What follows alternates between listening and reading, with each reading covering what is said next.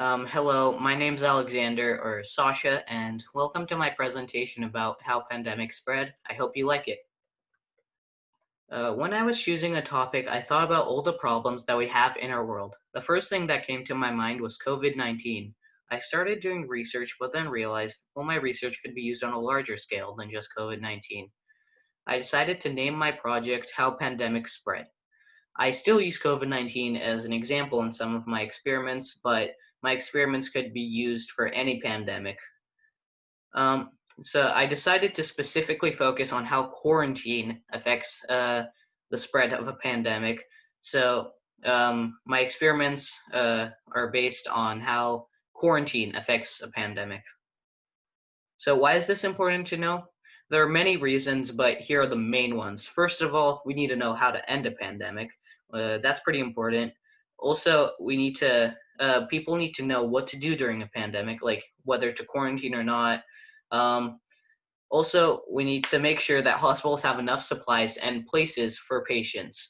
Um, these cases have often taken effect in real life. Scientists are constantly working to end COVID-19 at the moment. Government officials are telling people how to act during COVID-19 and how to quarantine.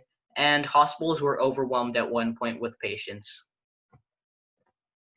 So in this presentation, I will talk about my research and how we can use a mathematical model, how we can use a mathematical formula to model a pandemic.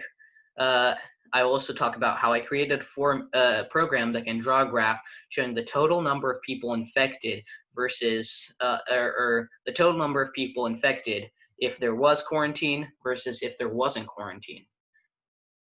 Um, I will also talk about how I created a simulation that shows how fast a pandemic can spread based on the probability of infection, how much people move around, and the number of days a person stays sick if they are infected. And finally, I'll wrap it up with the conclusions of both of my experiments. So, after doing my research, I found a formula to represent exponential growth for pandemics. The formula uses these variables: n, which is the total number of cases, e, which is the number of people an infected person is exposed to in one day, and p, which is the probability that an exposure will become an infection. The formula that uses these variables is n equals e times p times n plus n. So E times P is the amount of people a sick person infects. One sick person infects in one day. E times P times N is we're grabbing how many people one sick person infects in one day, and we're multiplying that by all the sick people. So we're getting the total amount of new cases in one day. And then E times P times N plus N is we're multiplying the new amount of cases plus the original amount of cases and getting the total number of cases. I use this formula for my experiments to model how pandemics spread. So now that we have a formula, we need to find what E and P are. To find E, I asked 21 people how many people they came in contact with before and during quarantine in one day. The average number before the quarantine was E times 38. In this experiment, I'm only going to need the average before quarantine, so I'm only using that. So the average before quarantine was 38. So then I wrote a program that draws the red line for real life cases before the quarantine from real life data, because I did this experiment before quarantine started, so I had real life data of how pandemic spreads without quarantine. And the blue line is what my program created using the exponential formula where E equals 38. The graph has a time as its x-axis and the number of cases as its y-axis. And after plotting the real data, I just guessed values for p until the blue line became close to the red line. As a result, p equaled 0.006, which is the infection probability, which makes them close. This is called fitting a model to data. So 6 weeks later, I updated the program with real life data because now quarantine had started after 6 weeks, and now I had real life data about what happened with quarantine.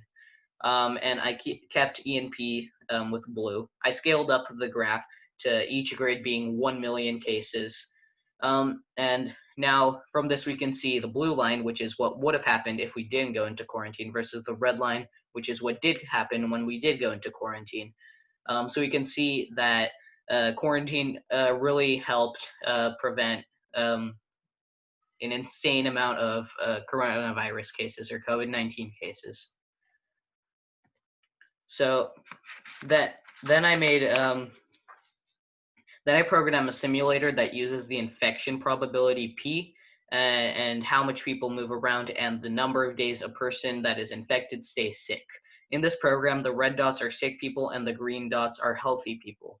If a bad, if a person or a red dot is sick, uh, sick people are red dots. For the number of days given by the user, it turns healthy, turns into a green dot, and gets immunity to the pandemic. In these two videos, the infection probability P is set to 10%, and the simulation on the left doesn't have quarantine, and the simulation on the right does have quarantine. So if we turn this on, see on the right, it's just limited to usually like 4 to 6 sick people, and it usually stays in one community, while here it starts spreading really quickly and almost everybody gets sick, while here not a lot of people get sick and it's not like a whole world thing. So these two videos are the same simulations but with a higher probability of infection. The infection probability P is set to 50% instead of 10%, and the video on the left showing no quarantine and the one on the right showing the situation with quarantine. Look at how green dots turn red, which shows how the infection spreads. After some time, the red dots get healthy and get immunity and turn green again. So as we can see here, it's spreading a lot faster. If we just bring it all the way to the start and bring this one all the way to the start, we can see that the one on the left starts spreading even faster than the last one because the infection probability is 50% now instead of 10%. And the one on the right is also spreading faster, but it's still limited to small communities and not as many people are getting sick. So what conclusions can we make from these experiments? Both the graph model and the simulation showed us just how important quarantine is. And the graph model showed us that without quarantine, practically everyone would be sick with COVID-19 right now. The simulation shows us just how fast a pandemic spreads if people keep interacting with each other. I hope that this presentation helped you understand the COVID-19 outbreak better, and the next time you think that we don't need quarantine or that it's useless, think again. Thank you.